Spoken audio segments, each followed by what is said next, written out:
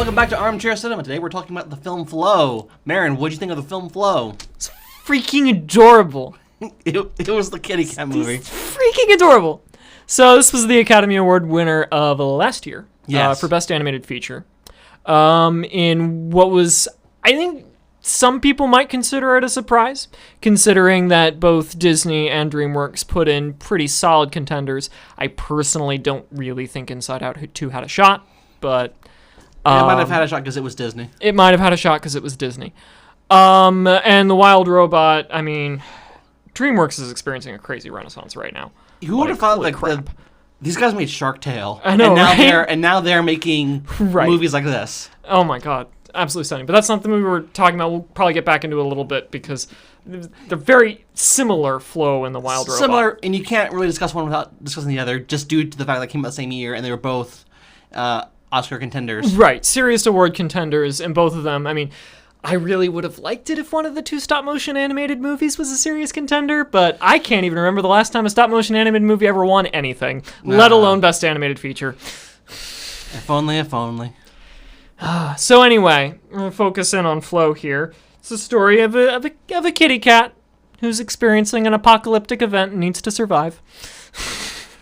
His town gets flooded. Yep.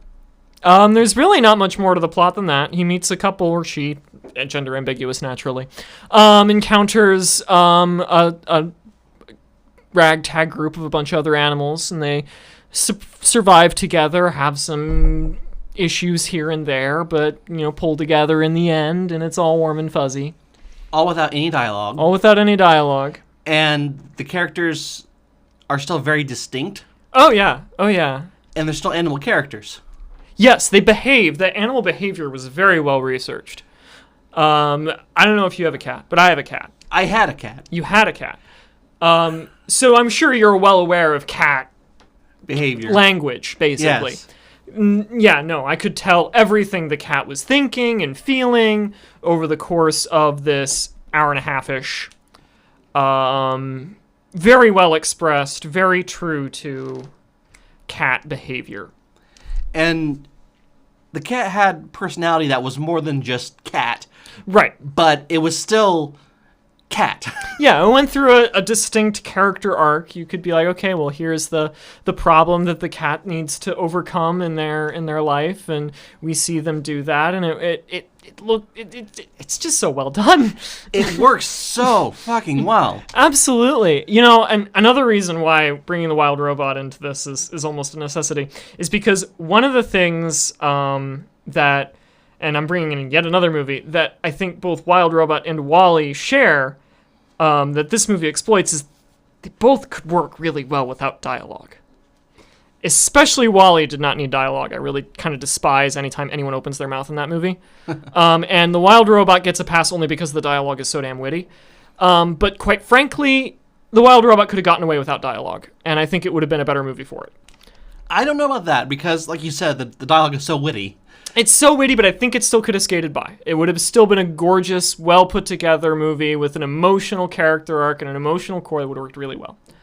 But I'm glad we got the version with dialogue, because the dialogue was outstanding. And the performances were outstanding. But we're talking about Flow. And Flow is what I wanted especially WALL-E, to be, right?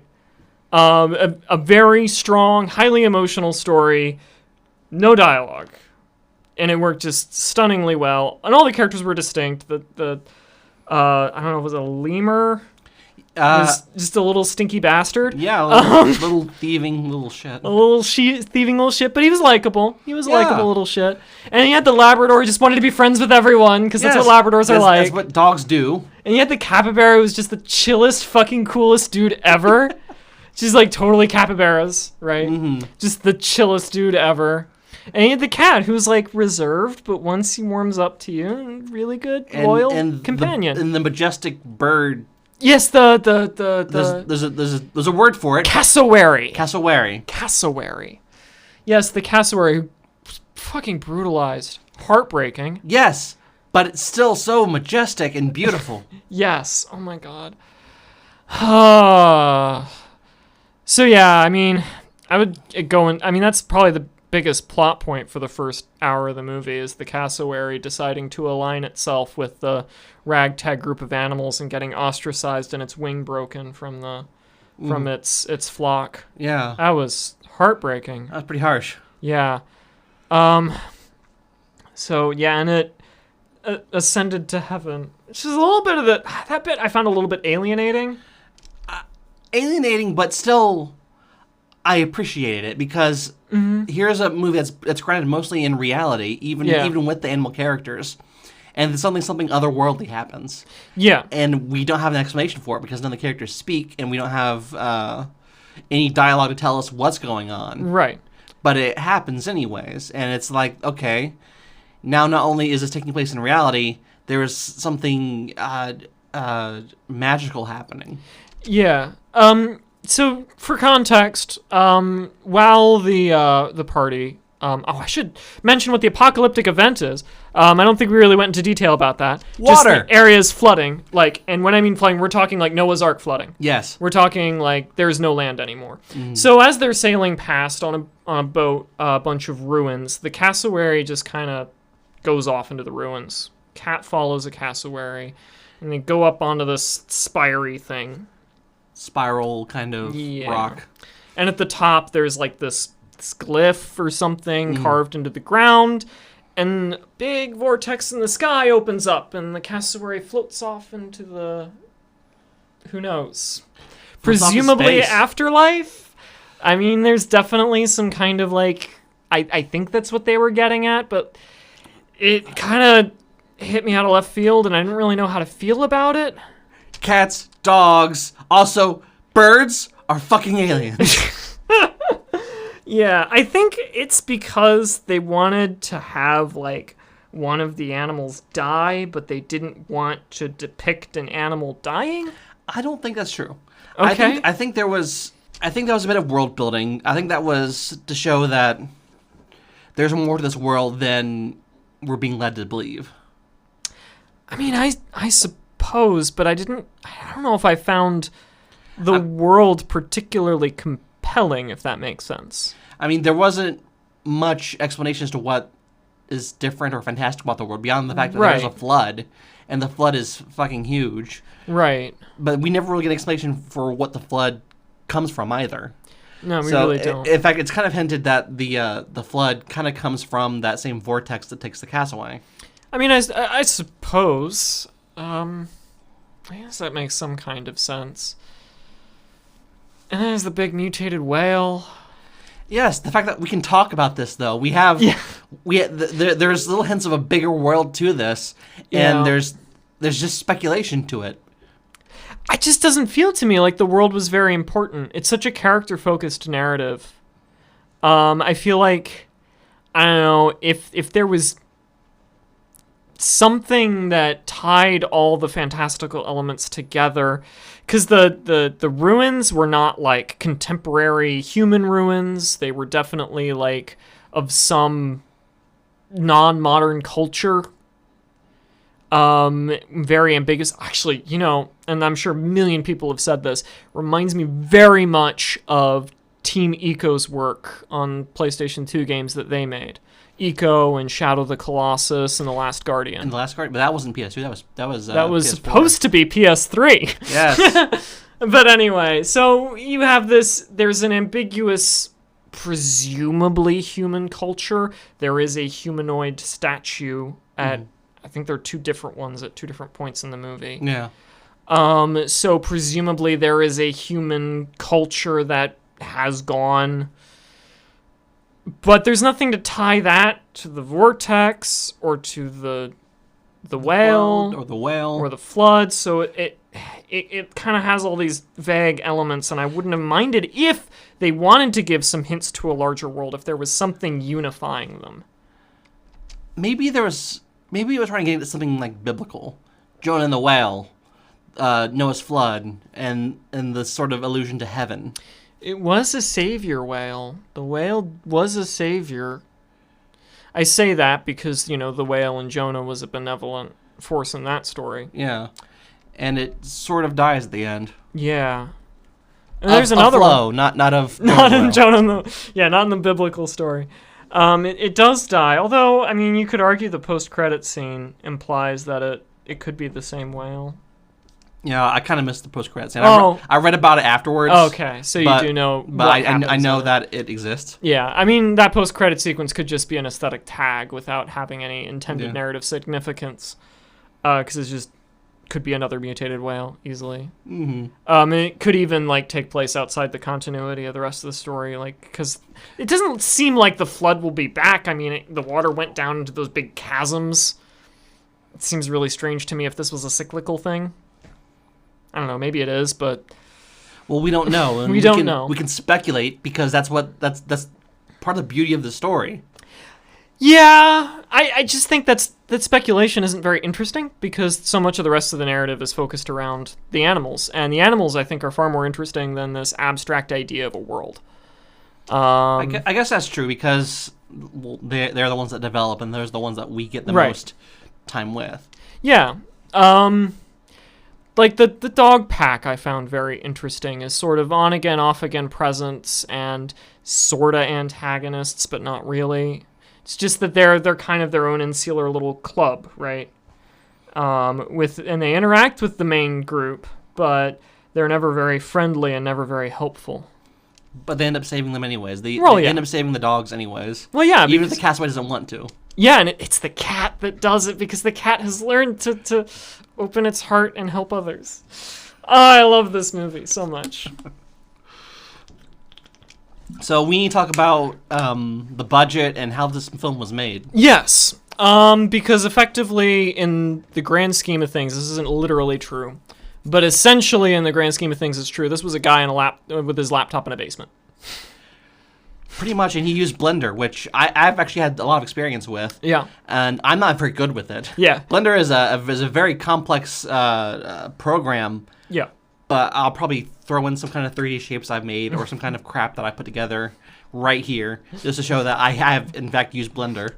So, I mean, if you have a reasonably contemporary bit of hardware, you have the resources that were used to make this movie.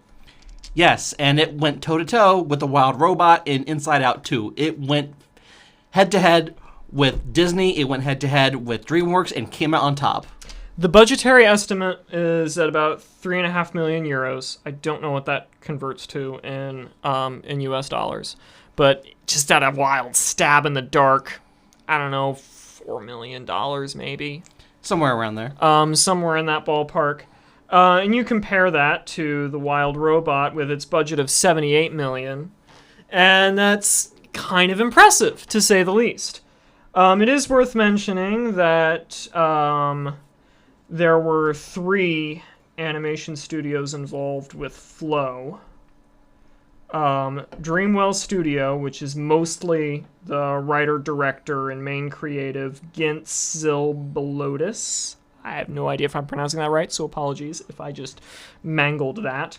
And then he was assisted by Sacre Bleu Productions and Take 5, both French studios from France and Belgium.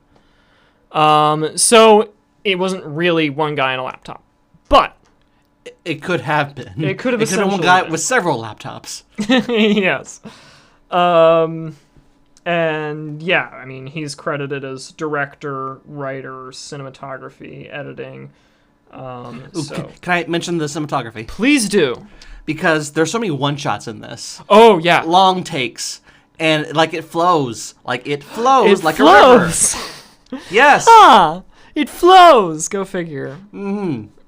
I had to bring that up because I was really happy that I noticed that. Honestly, and this is probably not showing one of my finer personal traits, but I felt it was a little bit show-offy. I mean, I don't know. I just kind of felt like, oh, this is pretentious art student crap. But it's about a cat. It is about a cat. What? I'm shocked and appalled by you. I mean, it just felt like a needless stylistic flourish to me, but whatever. It was very pretty. I thought it was more than just pretty. I thought it was part of the narrative of helping us go through this cat's adventure by giving us flow in the camera work, and not just in the script and the water, and everything like that. It was part of that. Okay. I mean, I suppose it is worth interrogating water as a symbol throughout the movie. As I understand it, because I did a little bit of reading, not very much reading, mind you, I'm a film person. A lot of this was the director trying to break into the animation industry, and this was kind of his story. Yeah. Was being kind of an introvert, being kind of an outcast, and being kind of self-reliant, and then realizing that to break into the industry, he needs other people. Mm-hmm. And you see that in the narrative of the film and in his creation of the film. Mm-hmm. So how are we going to connect that to water then? We started this discussion with water as a symbol in the movie. Fuck. So one thing that I did notice, and this is another reason why it had to be a cat in the lead, not just because cats are known to be slow to trust, but also cats are known to not like water very much. Mm-hmm. Water is definitely at the beginning of the movie, the cat is afraid to get wet. Very much so, as the water's rising. But then, very early on, it winds up falling into the rising waters. It is saved by by the whale and then by the cassowary. It falls in the water a lot in this film. It falls in the water a lot in this film. And the first, 2 or 3 times, it's by accident. But each time that the cat finds itself in water, it becomes more confident. And it begins to fear the water less. Until the culmination of that arc, where it deliberately jumps into the water and fishes. Exactly. And so, to tie that in there... See, I'm actually... Fun fact, this is kind of on the fly. I did not think about this at all before walking in here today. Oh, boy. So, and we tie that to the fact that this water, which to the director represents his... the animation industry and the fact that he needs to work with other people, as he does it more, he's grown to fear it less. And not only that, but the flowing cinematography of the Oners connects the characters in the same shot. You just got an A+. This is why I got a film degree. So I can do things like that in 2 minutes. Now turn it into a 5-page essay. I can do that for you if you really want. Because I had trouble doing that. Because I didn't even talk about the fish. No, you didn't. Because the fish is the motivation. Mm-hmm. And you'll note, the cat doesn't eat a lot in this movie. No, the other animals do, but he doesn't. Exactly. And that's why he always looks longingly at the fish. And I imagine that the director wants to be making a living in animation. Needs to feed himself with animation. Needs to swim. Needs to swim to fish to get sustenance, which he then shares with the other animals. Like a team. Like a team. Like an animation team. Like an animation team working on a project to sustain their lives. And the fish are beautiful, gorgeous fish. So yes, I have just essentially cracked this movie in the last 3 minutes. 3 minutes. I'm honestly surprised that I didn't put this together before walking in here today. I had put together some of it, but it's. I'm glad we have these discussions though, so I know, right? We can do that, so we can come up with our meaning in the meanings we find in these films. Yeah, absolutely. Of course, that does kind of mean that the culmination of that arc kind of happens, I don't know, half an hour before the end of the movie. And that's also before the cassowary stuff, which I think is still going all over my head, with the cassowary getting beamed up from the Enterprise or whatever. So I don't know what the rest of the movie's about. Well, it's about him. Well, first he gets over his fears. Okay. And then he learns to depend on other people. And then one of his animation team dies and goes to heaven? I'm sorry to go harping on that weird, surreal cassowary bit, but I don't know. Well, the cassowary takes a kind of a leadership role. Okay, yeah. And it has kind of an otherworldly vibe to it as it comes in. Okay. So maybe Maybe it's the funding. It's the big studio. It's the several studios that came in to help make this film. Maybe. Maybe. Of course, the big studios didn't just piss off halfway through their production.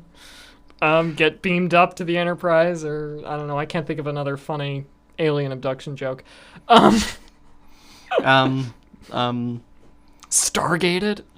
People care about Stargate. Close Encounters of a Third Kind. There you go. There we go. Close Encounters. Steven Spielberg's dad went to go fly away. Yeah. And another thing that I don't think fully worked for me is the peril at the ending. So the waters recede, the group has kind of broken up afterwards. Well, actually what happens is, since the cat was following the cassowary leaves. The cat can't get back to the boat. No. But it's good timing because the waters recede, and everyone survives. But the boat's stuck in the tree. The lemur seems to have just taken his spoils and pissed off because he's a dick. But the cat finds the lemur while looking for the rest of the group, and the lemur is like, "Oh yeah, no, I actually am friends with you." And they do find the rest, and they're trapped in the boat. And then there's this weird extra climax where the capybara and I think the dog as well was in the boat. Yeah. And it's hanging over a chasm, and they have to get them out of the boat before the boat falls. That's showing that the cat has evolved, and the fact that the cat at the beginning of the movie would have just kind of walked away, but now the cat is there to help, and the cat gets help. The cat gets the other dogs, right? Yeah. Well, the rest of the other dogs do kind of piss off again because they get distracted by a bunny. Mm-hmm. Showing that the cat is strong too. Yes. Well, and also it's not for the cat there, because the cat already proved that by rescuing the dogs and before the cassowary spire scene. Mm. It's for the rest of them. Ah.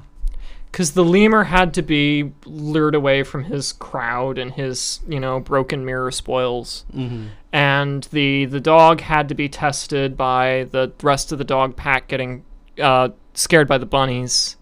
And, I mean, I guess the capybara was just always the coolest dude in the universe. Yeah. So, he didn't need to learn anything the whole movie. No, he was there to sleep and guide the cat when the cassowary wasn't.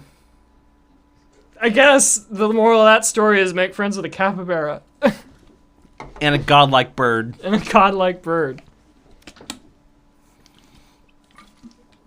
Because, a capybara will always take care of you, apparently. Mm-hmm.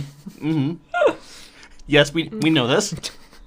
And the bird will apparently literally take a lynching for you. Jesus. I guess that's the one part that I wasn't quite sure of, is why the bird takes a beating for the cat. Yeah, Maybe this is part of the limitation of not having any dialogue. Yeah. This, all that we've figured out here and talked about would have probably already been stuff we had talked about, or we'd already known going into this discussion if we had dialogue. But it is good that this movie, again, really didn't need it. We were able to figure this out. We didn't have to go, scrounging on forums to bounce ideas off of the entire rest of the world. We just kind of figured it out with just the pair of us sitting across a table. Yeah.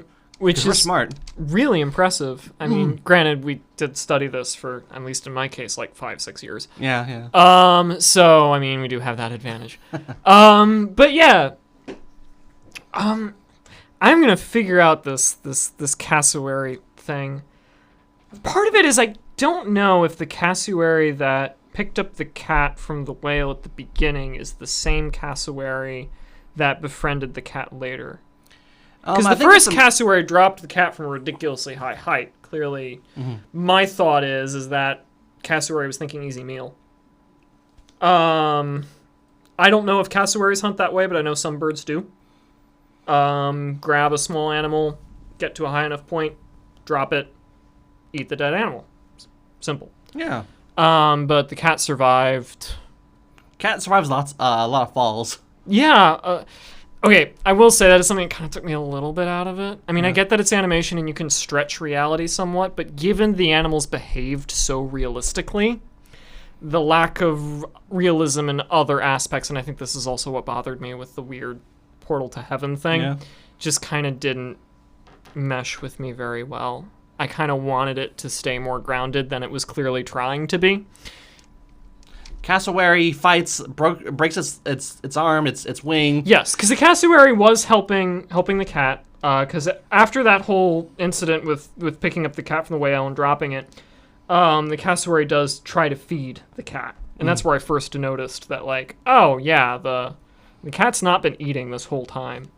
I was genuinely starting to get worried about, like, the cat's not eating. And the cassowary tries to feed it, but then another cassowary comes up and is like, no, that's our fish. What caused the cat? The cat was being chased, I think, by the dogs. Yeah. Into the cassowary flock. And then the one cassowary tried to feed the cat, stopped the other cassowaries from attacking the cat. So the cassowary, for some reason, had cared about the cat. It's just because the cassowary just gave a shit about other living creatures. It was just being nice.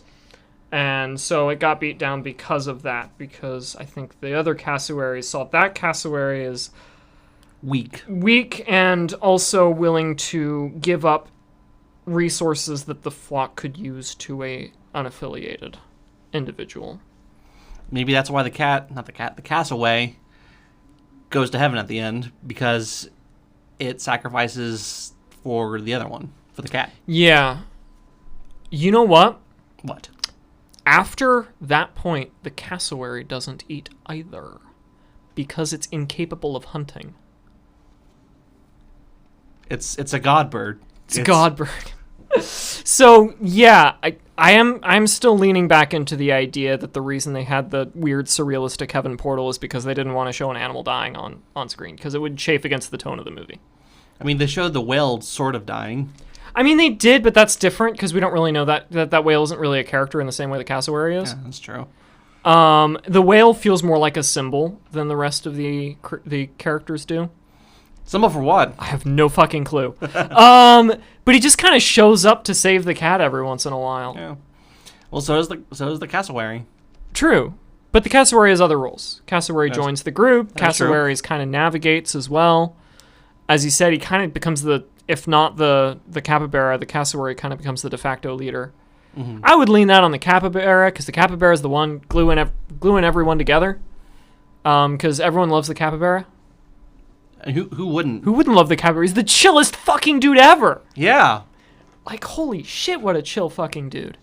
Oh, this boat? Yeah, I found it. Yeah, no, I got a cool boat. You can come hang with me if you want. No problems. I got some fish. Cool, I have one. Yeah, I got this lemur buddy. He'll be joining us too. You got a nice mirror. You got a cool ass mirror. Yeah. Okay. So Maren, would you recommend Flow? Oh, no question. No question at all. I would too. I thought this was an incredibly impressive movie. I think it's fun. It's a good time. It's appropriate for all ages too.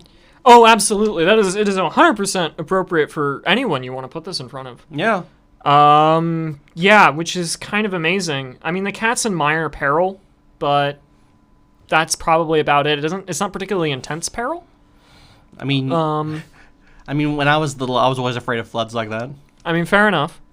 But it's not like Brave Little Toaster is intense peril. Or, I don't know, James and the Giant Peach's peril gets pretty intense. I'm trying to think about all the classic traumatizing kids movies from the 80s and 90s. Watership Down. That's not really a kids movie. The Plague Dogs. That's not really a kids movie either. Feladay. No! We should talk about Feladay some point. If we have to. Oh, I love that movie to death. There were a couple other miscellaneous things that I did want to bring up. Let's bring them up. One of those things was, it also bothered me the animals were weirdly intelligent. I mean, I get it. You need to tell a story. They need to have human-like intelligence. But again, the rest of the animal behavior was so animal, right? I was a little surprised when it's like, yeah, they know how a rudder works. Okay. I don't think a cat would be able to figure out how a rudder works that quickly, but... Yeah, suspend your disbelief at some point. Yeah. And I really should have much earlier in the movie.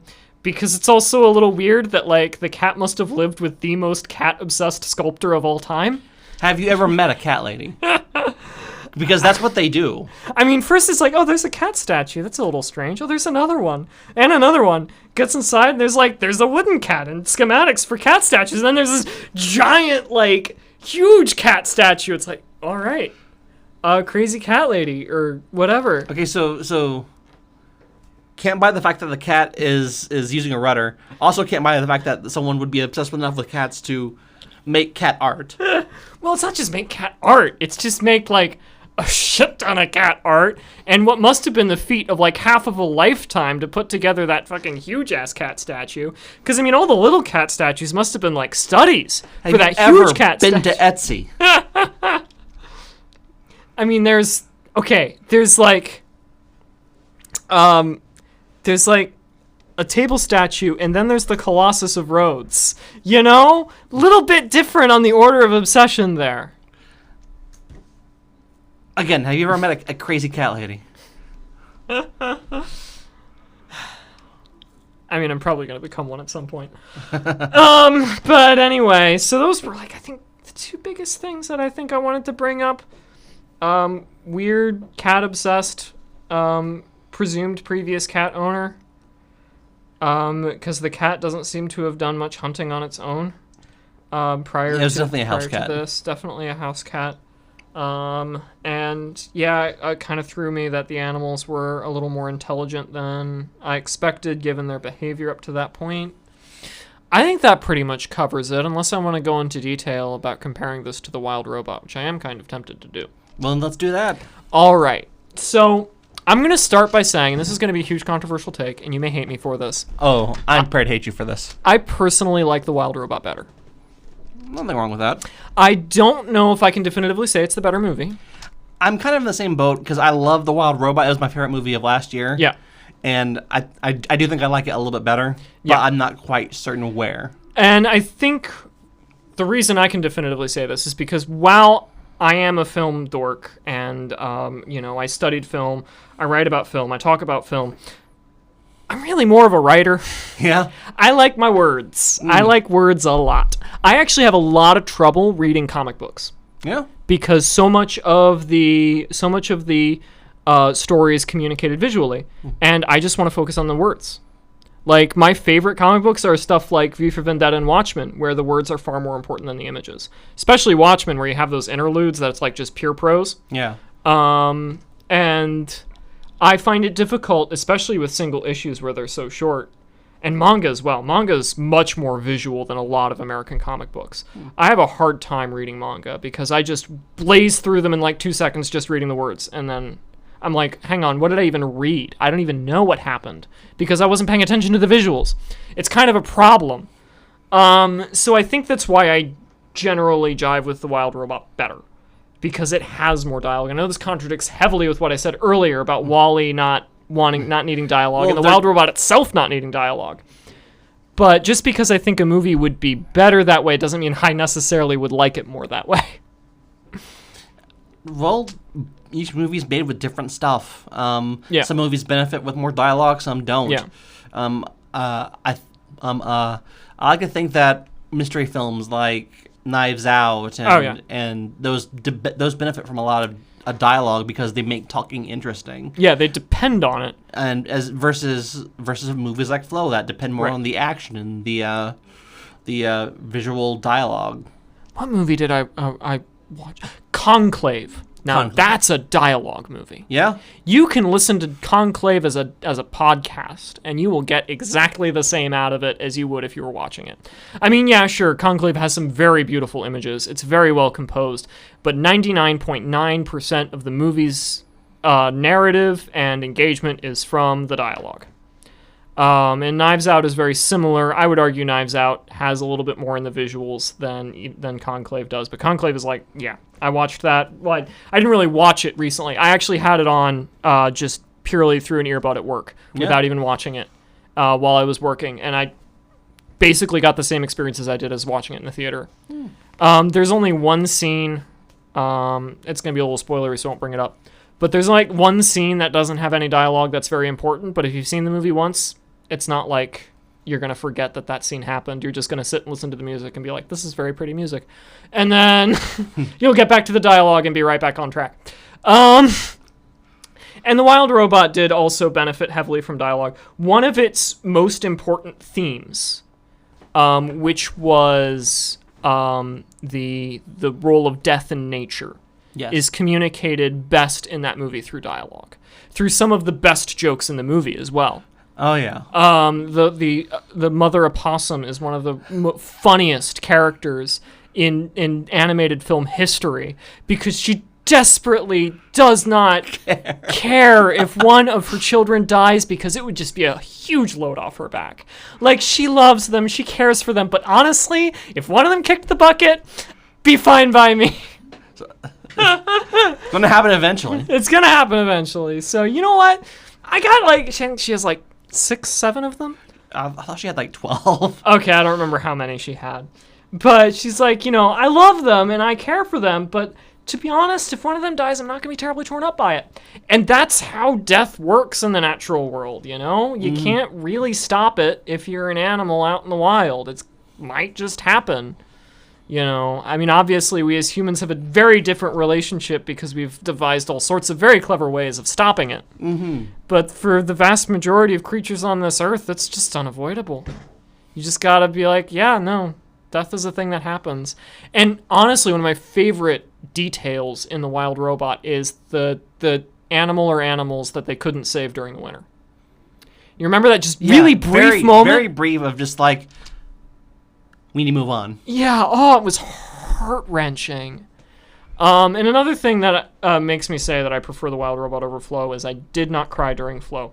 I cry at like 5 separate moments during The Wild Robot.